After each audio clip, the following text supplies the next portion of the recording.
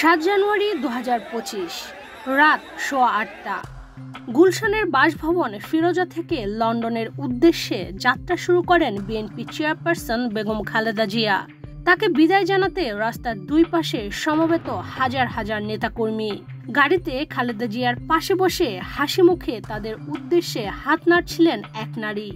ঢাকা থেকে যাত্রা শুরু করে লন্ডনে হাসপাতালে ভর্তি হওয়া পর্যন্ত সর্বত্রই বেগম জিয়ার পাশে ছিলেন তিনি।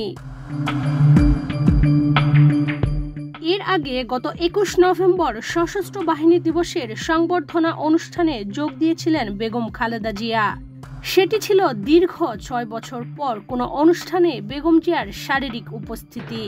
সেনাকুঞ্জে পুরো সময় জুড়েই তার সঙ্গে ছিলেন এই নারী। তখন থেকেই তাকে নিয়ে কৌতূহলী সাধারণ মানুষ। অনেকে জানতে চেয়েছেন খালেদা জিয়ার সার্বক্ষণিক সঙ্গী এই নারী আসলে কে। গুরুতর অসুস্থ বেগম খালেদা জিয়ার সঙ্গে গত প্রায় 4 মাস ধরে ছায়া হয়ে থাকা এই নারী জিয়া পরিবারের বাইরের কেউ নন। বেগম খালেদা জিয়ার পুত্রবধূ তিনি। প্রয়াত রাষ্ট্রপতি জিয়াউর রহমান এবং খালেদা জিয়ার ছোট ছেলে আরাফাত রহমান কোকোর স্ত্রী। নাম শর্মিলা রহমান সিথি।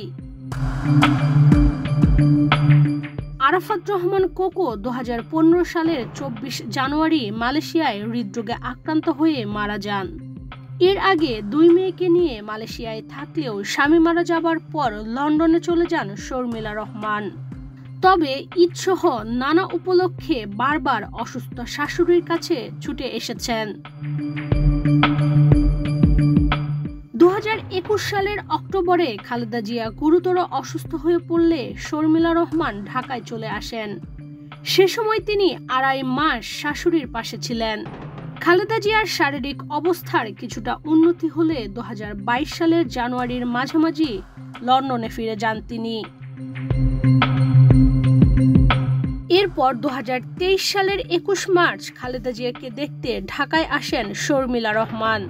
সে সময় 1.5 মাস অসুস্থ শাশুড়ির সেবায় নিয়োজিত ছিলেন তিনি। এভাবে খালেদা জিয়ার শারীরিক অবস্থার অবনতি হলে প্রায় প্রতিবারই দেশে এসেছেন কোকোর স্ত্রী। এভারকেয়ার হাসপাতালেও শাশুড়িকে সঙ্গ দিয়েছেন বারবার। ছাত্র জনতার অভ্যুত্থানে গত 5 অগস্ট শেখ হাসিনার পতনের পরদিন বেগম জিয়া পুরোপুরি মুক্তি পান। এর কিছুদিন পর ঢাকায় আসেন শর্মিলা রহমান। তখন থেকে শাশুড়ির সঙ্গেই বেশিরভাগ সময় কাটিয়েছেন।